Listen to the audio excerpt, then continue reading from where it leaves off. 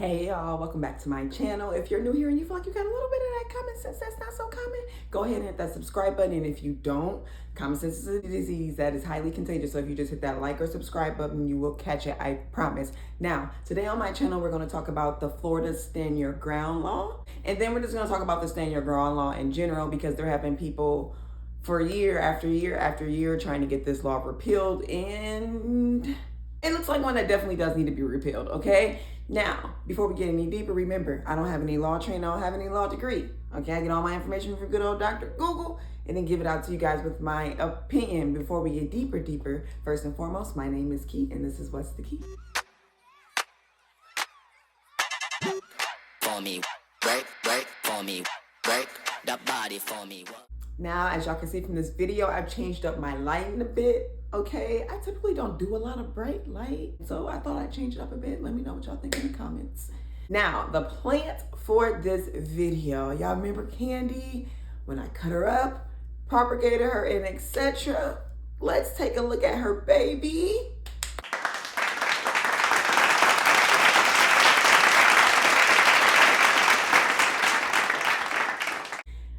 Oh, she is sprouting roots and doing so well. And honestly, when I look at the top of Candy, it looks like she may have a little bit of plant starting to sprout at the top, but I'm not definite on that, so I'm not going to show you all that. But her little baby has roots, and that happens so much faster than the ZZs.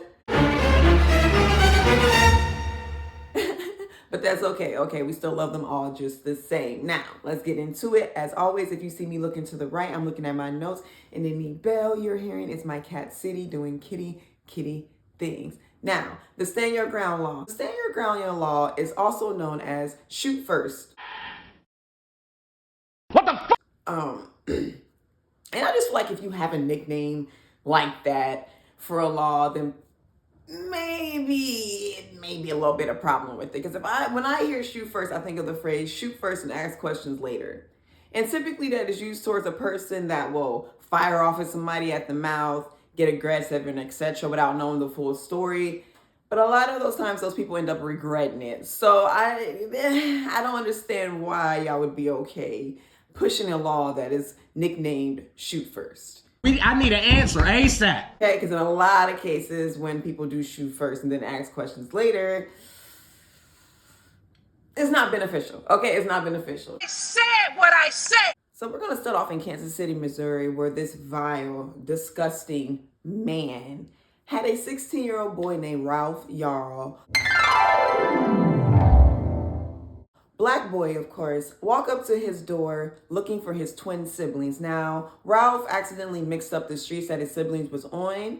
And so when he knocked at the door, he realized that it was kind of longer than normal. And usually somebody would open the door. So when the vile, disgusting 83-year-old man opened the door, he immediately shot through the glass. Does that sound like it makes sense?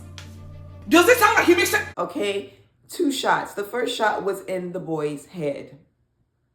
Yeah. And then he saw him down on the ground and then shot him in the arm. How dare you? Yeah. In my opinion, Mr. 85-year-old, disgusting 83-year-old man, you're racist. I said what I said. That is why you shot that boy like you did. Because there's no way you're going to give somebody a headshot first and then think, okay, they're down, I'm going to shoot him in the arm. Unless he's going to say he didn't notice that it was shot in the head first.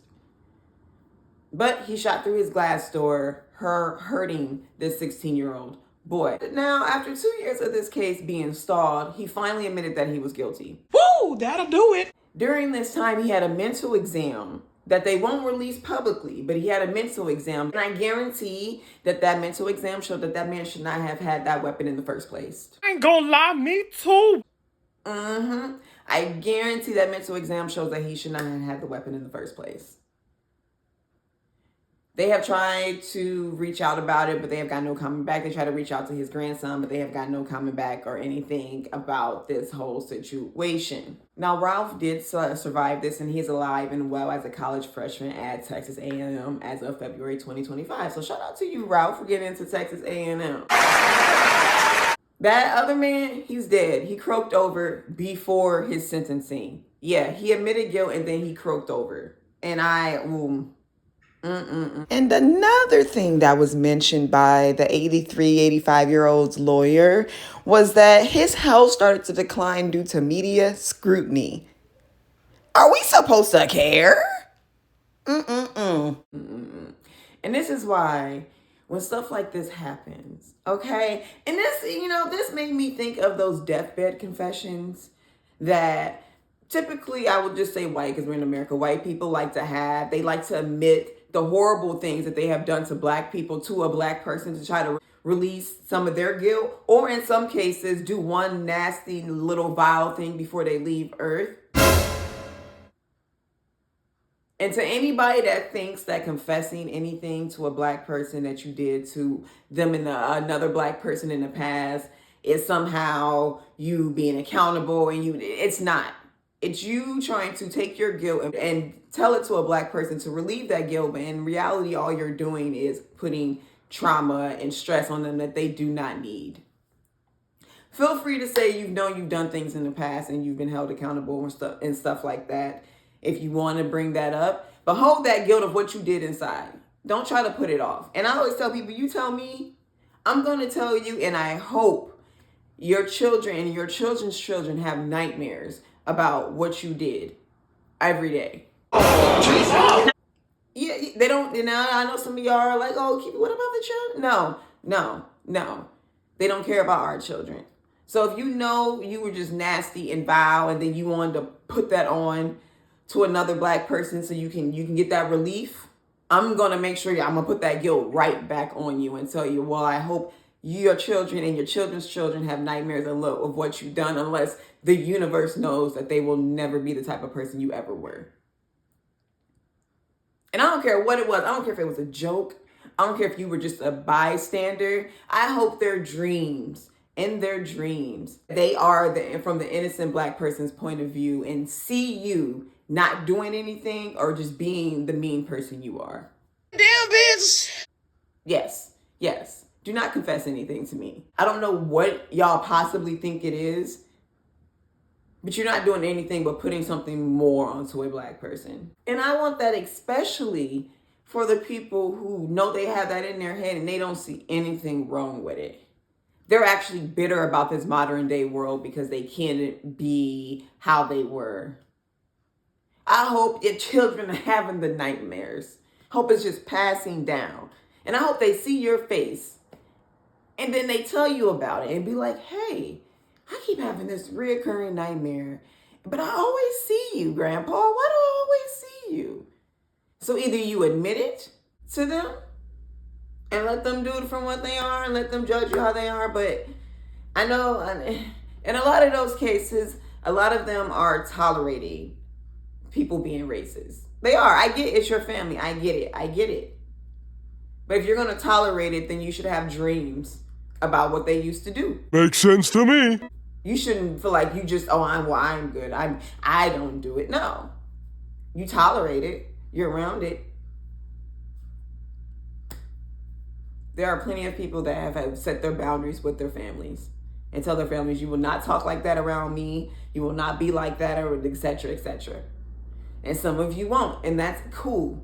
And I hope your dreams are horrible. I said what I said. All right, so let's get into Florida now. We're going to move on to Florida for a short little stop in Florida real quick, and then we're going to come back. So in Florida first introduced the Stand Your Ground law back in 2005, and what it did was build onto the Castile Doctrine. And the Castile Doctrine allows an individual to defend themselves within their home or other legally occupied spaces, so like their cars, with no duty to retreat obligation. But they have a duty to retreat if they are in a public place.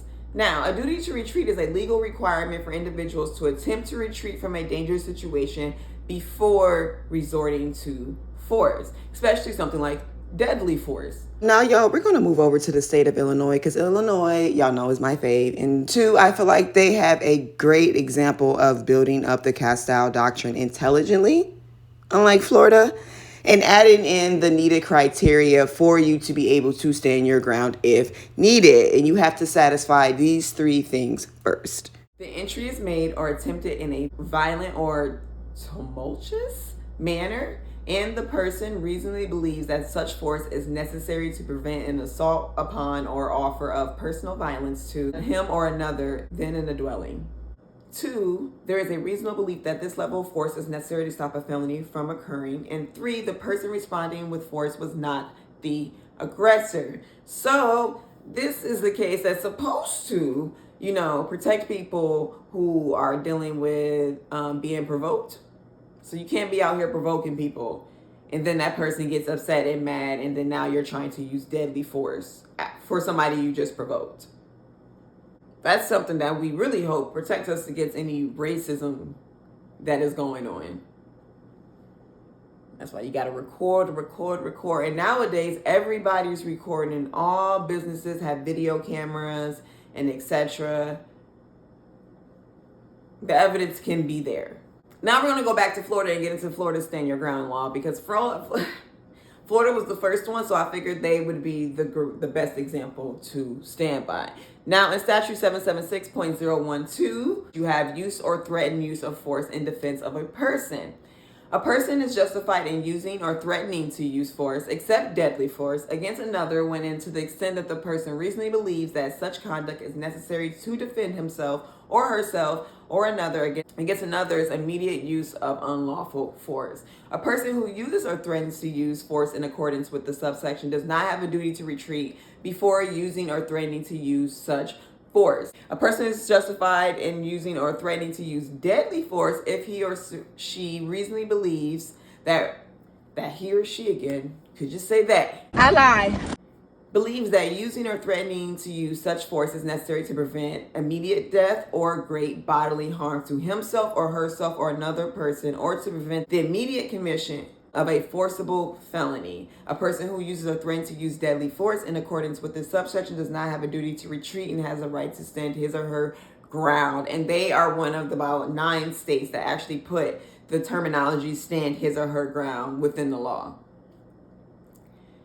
If the person using or threatening to use a deadly force is not engaged in a criminal activity is in a place where he or she has a right to be. So that section right there is where stand your ground law came in, and use of that shoot first kind of became. So if somebody is threatening you, even if somebody is saying, I'm going to kill you, and they don't have the means on them.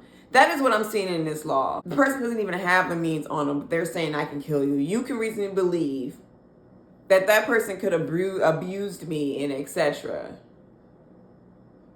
And then, or that person's hands or something could be more than what I have and can give me great bodily harm, and then shoot them. And then this is what some of the mental health people are going to come into play, and with mental health professionals have a problem with this. What if the person's just mentally and just saying things? What if you have that unhoused person that uses drugs and just be saying stuff? I've walked past them saying, yeah, and I just keep walking. Are you allowing them to use deadly forces in those situations because they feel threatened by whatever they're saying? I need an answer ASAP. That's the problem with stand your ground law, with this shoot first, okay? Anybody, I feel like, can say they felt threatened. I hope in that situation that a threat is to a threat. So if somebody's just threatening you, then all you can do is threaten them. I hope this is not a situation where just because they're threatening you, then it's automatically you. So I feel like it should be, they threaten you, you threaten them, okay? They start coming to you or something like that, okay, then it's a little different. But the deadly force is, you're not cops, you're not specially trained people. You should not be over here having the right to just off on somebody. You can paralyze them to an extent. You can. There's shots that you get on somebody and they'll just be down on the ground. But use of deadly force sounds like you shot them in the stomach. They're down on the ground, can't move, can't come to you. You can fully run away, get away, etc. Tie them up, beat them up, whatever. But you can then, in this case, you can still just go up to them and go boom, boom, boom. Just like that. That is what I get when I read that second part of Florida's use of deadly force. I'm really hoping it's a threat to a threat. And I feel like there should be some duty of retreat when you know they're no longer a threat. Like I said, you shot that person in the stomach. They can't get to you. You get to the point where you can just start punching them and they absolutely could not do nothing to you. But you, in my mind, this is saying you can still go up and just finish it off. And that's a problem. Fire everybody. Now, their second section, 776.013, home protection, use or threatened use of deadly force, presumption of fear of death or great bodily harm. 1. A person who is in a dwelling or residence in which the person has a right to be, has no duty to retreat, and has the right to stand his or her ground and use or threaten to use non-deadly force against another when to the extent that the person reasonably believes that such conduct is necessary to defend himself or herself or another against the other's immediate use of unlawful force. Or 2nd, deadly force if he or she reasonably believes that use or threatening to use force is necessary to prevent death or great bodily harm to himself or herself or another, or to prevent the immediate commission of a forcible felony. Next, a person is presumed to have held a reasonable fear of immediate peril of death or great bodily harm to himself or herself or another when using or threatening to use defensive force that is intended or likely to cause death or great bodily harm to another if the person against whom the defensive force was used or threatened was in the process of unlawfully and forcefully entering or had unlawfully and forcibly entered a dwelling, residence, or occupied vehicle, or if that person had removed or was attempting to remove another against the person's will from dwelling, residence, or occupied vehicle. So if they trying to snatch you out and stuff like that, that's considered reasonable fear. If somebody just comes into an area where you're like, what the heck? You're not supposed to. That is considered reasonable fear. And that's the argument that the old man tried to justify in the case with Ralph, is that he had reasonable fear because the person, he went towards the storm door, Ralph did, when the person opened the door because Ralph thought he was at the same house. What's funny is in situations where someone would come up to my home and I know I didn't order a package, I didn't order delivery or something like that, I'm not opening the door. I'm talking through the door. I may even talk through a window, but I'm not opening the door. And then when they realize they got the wrong place, they leave. My thing is, why was he so anxious to open the door and start shooting? Give me an answer. Ow. And that's why I believe he's a racist. Wholeheartedly. Because why would you even open the door without even saying, hey, you got the wrong house, I don't know you, who are you? He would have identified himself and say, hey, I'm here for my twin siblings. But no, he opened the door and started shooting him. I mean, it's just bullshit. Him opening the door is the only reason Ralph even went towards trying to open the storm door. Yeah, unjustified.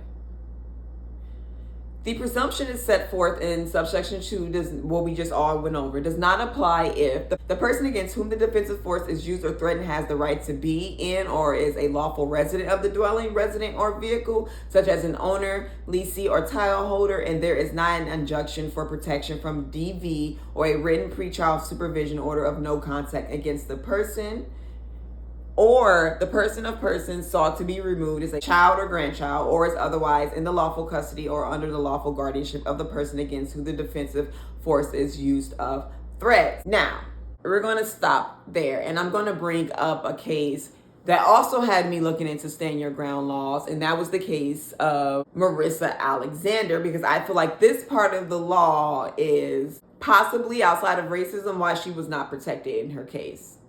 Now, Marissa Alexander has spent 6 years in jail after firing a warning shot at her husband, who she stated had abused her. She stated 9 days after she gave the birth to her daughter, he threatened her. But ultimately, because she fired that shot, she was convicted of aggravated assault. She attempted to use the stand your ground law and was denied when a judge in a pretrial hearing rejected her attempt to use the law, saying she did not meet the burden of proof because there was a factual dispute on her stand your ground defense. And I believe the factual dispute had to do with the person whom she was against the defensive force is used or threatened has the right to be in the lawful residence of the dwelling. Now, if this is a DV situation, her lawyer did say there was evidence of the abuse, okay? The husband even admitted that there was this abusive situation going on at that moment. But if she did not have anything from the courts that stopped him from being there, he was a lawful person inside that dwelling when she fired that shot. So I think in the case of Marissa Alexander, him, one, being the parent of the child, two, if there was no junction or anything in place, he was still a lawful resident. He still lived there technically, because you didn't put anything by law to stop him from living there or remove him from the lease, that he was able to be there, and she could not use the stand your ground law, which I like that they did put DV in there. If you have an injunction or protection from DV, then they cannot enter into the home. But in a lot of domestic violence cases, they are still scared. They're too scared to start reporting. They're too scared to start even doing anything of that. But when I read stand your ground, it sounds like regardless if they have an injunction in place or not, if they have any evidence of the abuse, then that's a reasonable use of threat or force. And that's why I believe in the case of Marissa Alexander, she shouldn't have served any time. Because no, she did not have an injunction of her DV, but her lawyers, if they were able to show that there was past situations of abuse, her husband, her ex-husband admitted that he had been violent, then how does she not have the stand your ground? How is that she not know she felt threatened? If he admitted, the lawyers had evidence, she probably started keeping track. How was that not, she cannot believe that she had a reasonable belief of being threatened or hurting or great bodily harm. So I would really like to know the factual dispute, because that's just the quote that they had in there, that the judge saw in the pretrial hearing that didn't allow her to use the stand your ground law. Is it the fact that she didn't have an injunction in place, that it wasn't reported? Was his name still on the lease of that home? They were still married. So possibly all that was still true. And yes, I get it. So in that case, part of the law, no, she shouldn't have shot at him. But if we're getting into the part where you're saying you feel like you're threatened, and you have a reason to feel like you're threatened, which they proved with him admitting to the violence and the evidence they had, how was she not able to use stand your ground? I need an answer ASAP. Racism. Next part. The person who uses or threatens to use defensive force is engaged in a criminal activity or is using the dwelling, residence, or occupied vehicle to further a criminal activity. So if they are in that residence doing something illegal, then they can use or threaten to use defensive force. The person against whom the defensive force is used or threatened is a law enforcement officer who enters or attempts to enter a dwelling, residence, or vehicle in the performance of his or her official duties. And the officer identified himself or herself in accordance with any applicable law, or the person using or threatening to use force knew or reasonably should have known that the person entering or attempting to enter was a law enforcement agency. And they need to add some more restrictions in there, because now I'm thinking of the case of Breonna Taylor with their use of deadly force. You need to make sure who you're going for is that person. They killed an innocent person. Death to all of them. Did they not? The person against was not Breonna Taylor, but their ability to use the deadly force up to this extent, that shoot first, end up harming more people in the house than who they were actually going for. And we know Breonna's case happened in Kentucky, but Kentucky follows behind the same stand your ground law from Florida's example. So, yeah. Next, a person who unlawfully and by force enters in or attempts to enter a person's dwelling, resident, or occupied vehicle is presumed to be doing so with the intent to commit an unlawful act involving force or violence. So it can be automatically assumed that a person who unlawfully and by force, and that is where also that vile, disgusting man who hurt Ralph failed. That man, he wasn't doing it by force. He knocked, you opened the door, he thought he knew, and he tried to open the door. So to sum it all up, basically, it justifies a person to use deadly force and has no duty to retreat if that person reasonably believes that such force is necessary to prevent death or great bodily harm to himself, another, or to prevent immediate commission of a forcible felony, or the person acts under the according to the circumstances set forth and in the necessity of force in the context of dwellings, residence, or vehicles. That is Florida's stand your ground law, and as I went through it, y'all can see the problems that I personally had with it. And no, stand your ground law is not the same as self-defense. I know some of you feel like I have the right to defend myself. Yeah, full-heartedly. Trust me, as a woman, full-heartedly, you have the right to defend yourself. But the stand your ground law is having people be hurt in cases that should not be harmed, like Ralph Yarl. And then it's not protecting people in the case of Marissa Alexander, who you would think a stand your ground law would protect as DV victims. Makes sense to me. From still being punished when they try to stand their ground. Now, going back onto her case, there were some things that the other lawyer did try to fight back. He said that one thing that was not noted is that the bullet went through the wall. So it didn't stay in the area that her ex-husband was at. It went through a wall, and she had children in the home at the time. The husband lawyer says that he was standing with the child at the time that she shot through the wall. So if he was standing with the child, then, and she shot through a wall, what if she knew that there was nobody else? Did she know that nobody else was in the house? Did she know her child was right there? Did she know she was just shooting?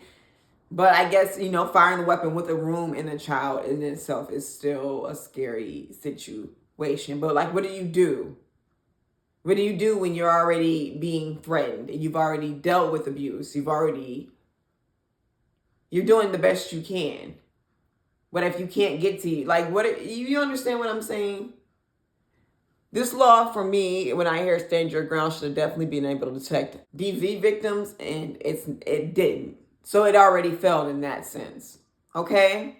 Another case that this is highly compared to is the Trayvon Martin case, where we all know that repulsive, vile man who killed Trayvon Martin after he pursued him and then started to get his butt whooped. Because Trayvon Martin was defending him. He didn't know this man who was coming up to him. So Trayvon Martin was defending himself.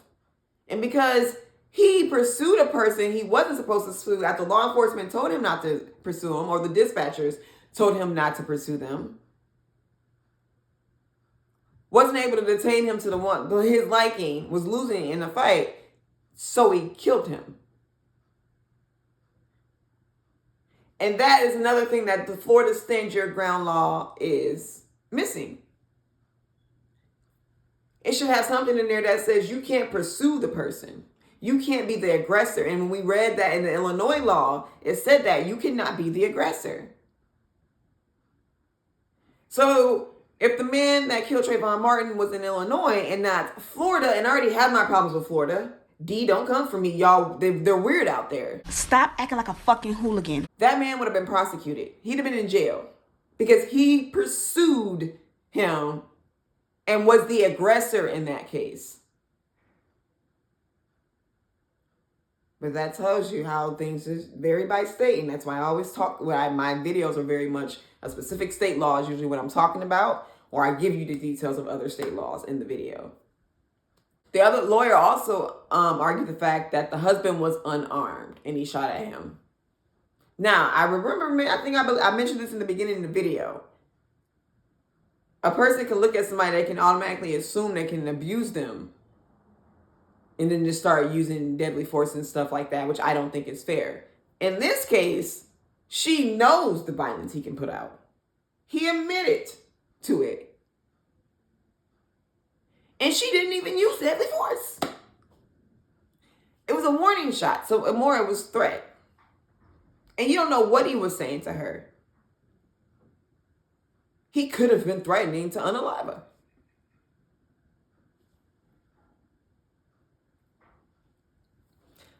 But in the case for Trayvon Martin, Although he didn't use stand your ground, he still argued it was self-defense and was part of the jury's instruction and played a role in the way the police approached the initial investigation. So because he said it was self-defense, which I don't understand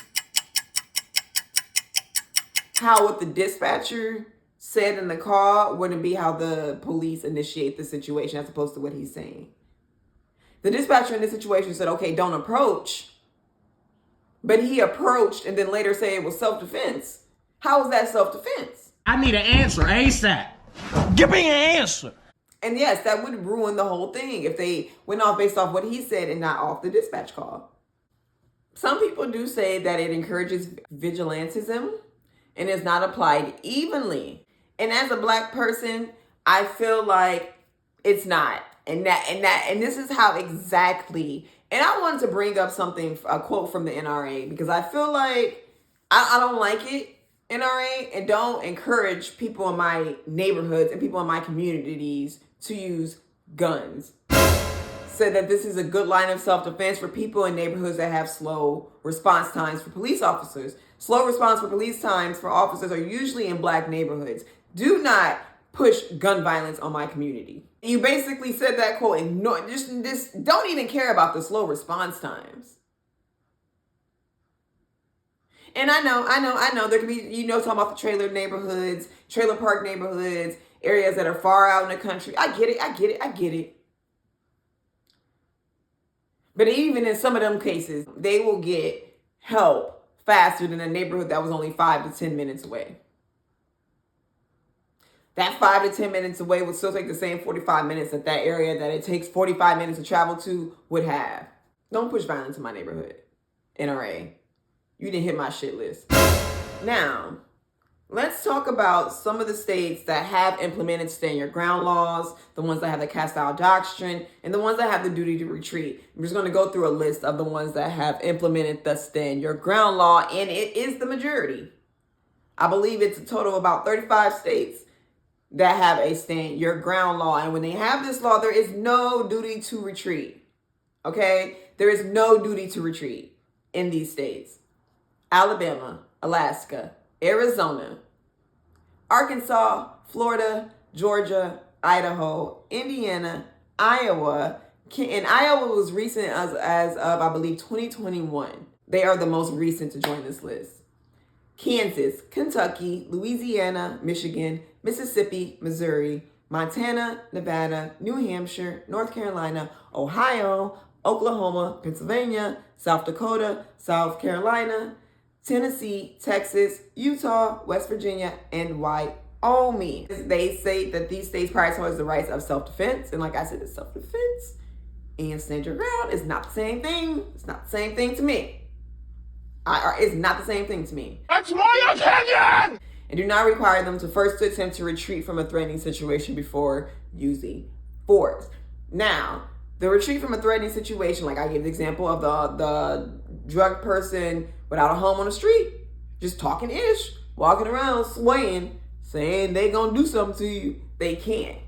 You could wholeheartedly retreat from that person and have no problem. Majority of the time. I'm not going to say there's going to be cases where they're going to try to chase somebody. But in the case, they swing, just knock them out. Knock them over. That'll do it. These states have a cast-out doctrine in place. So you can only use the use of or threaten to use deadly force when it's in your home or other legally occupied spaces that you have, such as your car. Connecticut, Delaware, Maine, Maryland, Massachusetts, Minnesota, Nebraska, New York, New Jersey, Rhode Island. So those states, you probably hear them again when I say the duty to retreat, because they still have a duty to retreat, like such as in the state of New York. You want them to have a duty to retreat in public places in the state of New York. Why? Because it is a highly populated area. You don't want their first instinct to be to shoot somebody on a crowded street. Makes sense to me. And their car is a little different. And in New York, with probably need it. But you don't want somebody's first instinct on a crowded street is to shoot somebody. Now, these next states have the cast-out doctrine, and they use your stand your ground law in practice, such as through jury instructions or case law. So They can, in these states, end up using the shoot first or stand your ground law if it is justified by a jury or judge.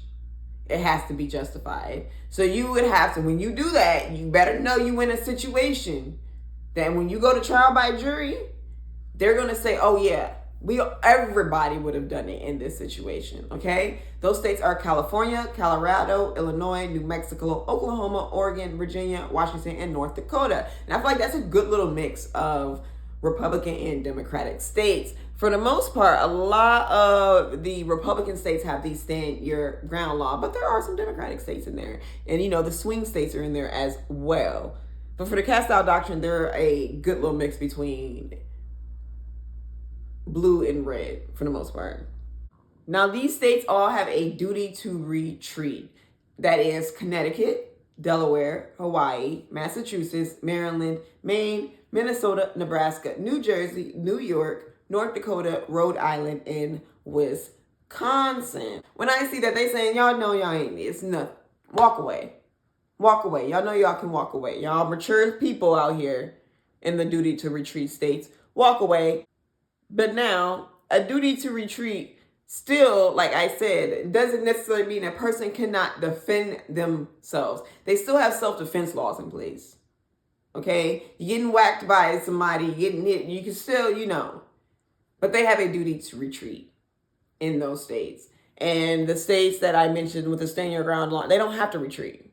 It's a shoot first, ask question later situation, which is never good. Never good. Now, we do have our people that are against it. First of all, we're going to start off with our ACLU, our good old American Civil Liberties Union. You know, they for the people. Then we have MAPS. You know, the LGBTmap.org had their own little things. Now, we know there are liberal friends, but we still love them.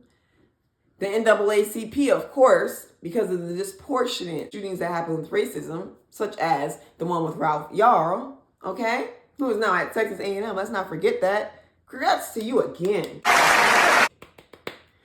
The American Bar Association says that these laws are a low-cost license to kill. And then I said that in the beginning, where it's just kind of, you can just, even if you know you shot them once to a point that they cannot do anything to you, it still does not, and that Florida law really give you a reason to not finish them off. The American Bar Association, the lawyers are saying, what the heck? Now, I know what the lawyers should do. The lawyers should not even defend people who they know use the stand your ground law in the most asinine way. They should see the case and be like, yeah, you did that, bye. They should really just not help those people at all. And let's not forget on February 23, 2020, with the Ahmaud Arbery case, where the father and son and neighbor trio decided to hunt down a black man, attempt to kidnap and kill him. All because this black man was jogging in the neighborhood, getting his morning exercise in, because we like to stay fit. Okay? Getting his morning exercise in, sees a building that is being built up, and is curious. So he goes and looks at it. Why? Because he studies that. I believe he was in architecture or something like that. So he studies that, and he was going in and he was looking out of curiosity, because what do people do who are intelligent, who aren't ignorant like those three, who have knowledge? We seek more knowledge. Okay? He was looking in real life what he probably saw in his textbooks and was like pointing things out like, I remember that. And then that trio, who was guilty of a federal hate crime, yes, they are guilty of a federal hate crime and attempted to kidnap, decided to, he's not supposed to be here. This area is a little too nice for him. That is so stupid. And part of the reason they thought they could even do that was because of the stand your ground law. They thought they could justify their racism and their racist behavior by, if he's committing a felony, then blase, we can go and stand our ground and stop him, okay? And two, Georgia still has this dumb law in place back from the Civil War times that allows a citizen's arrest. What they were doing in their mind was a citizen's arrest off a crime they assumed was happening. that if I, you know, and I'll correct myself if I'm wrong, they didn't call the police that they said they saw this man. It wasn't until footage came out years later that they even started to get the backlash and stuff that they had. Because they probably went and lied, said that he was doing this and that, and then the footage later came out and showed, no, y'all hunted that man down and killed him. And I hope your children have nightmares. You have the Gliffords Law Center, who also said something about it. You have the SPLC Action Fund, who's also fighting for repeals of this law. You have had police officers come out and say the law is way too vague and people have misused the law. And, you know, it makes me think of, you know, police officers doing this, hitting them with the, hey, buddy, you going to jail. That is not how that law is supposed to be used. And they probably had to do that a lot. Now, like I said, people have been protesting basically every year. Marissa Alexander also has her own foundation for justice that is also protesting or for the repeal of these laws. And as I was editing this video, y'all, I saw that Marissa actually has a TED Talk on YouTube. I'll make sure to leave the link in the description for y'all to check it out. People are not letting up. Even when people are not letting up, all those states we just listed out, you still got 35 states who enacted the shoot first law, stand your ground.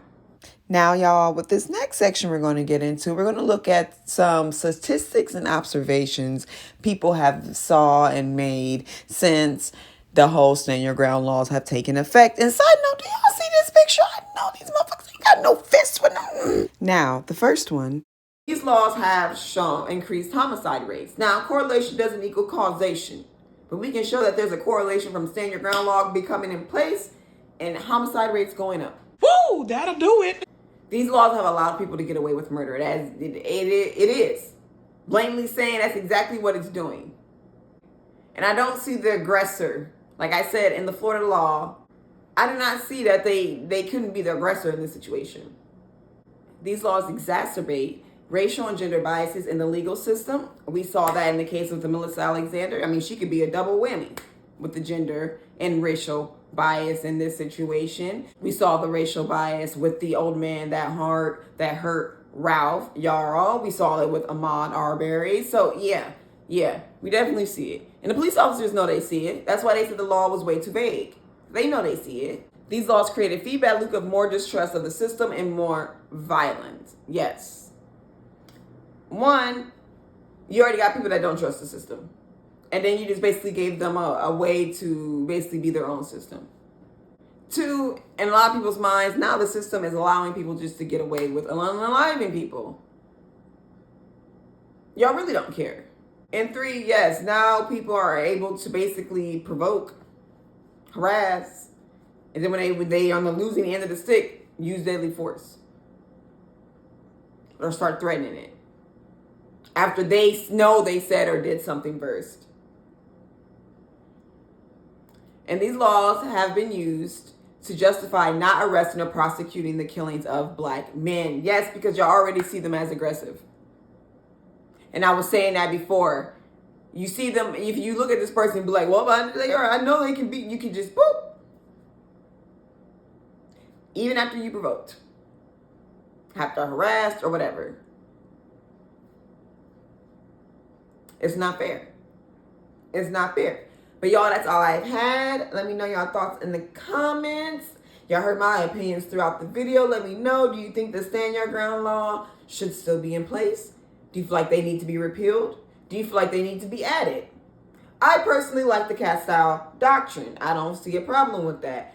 You're legally occupied spaces and stuff and have a duty to retreat in public. But I also like how Illinois is the case-by-case ground law basis. Oh my gosh, y'all, did I just add an S to the end of Illinois? That just hurt my ears. I had to stop as an Illinoisan. I had to stop. I can't believe I just did that. Now, I low-key think I was showing possession and then switched to is, but woo, it still hit my ears. Because there are cases where you may need to use that type of defense. But having a law in place more like Illinois will make you think twice, maybe 3-4 times before using that defense, as opposed to the laws like such as Arizona, Florida, Ohio, etc., who just say, no, just use it. That works. Okay? No need to retreat at any point. No need. Not if that person, even if you hit that person, they're down and they can't even move and come towards you. You can finish them off. All right? That's all I have. Let me know your thoughts in the comments. I'll talk to y'all later. Bye. For me, break, for me, break that body for me.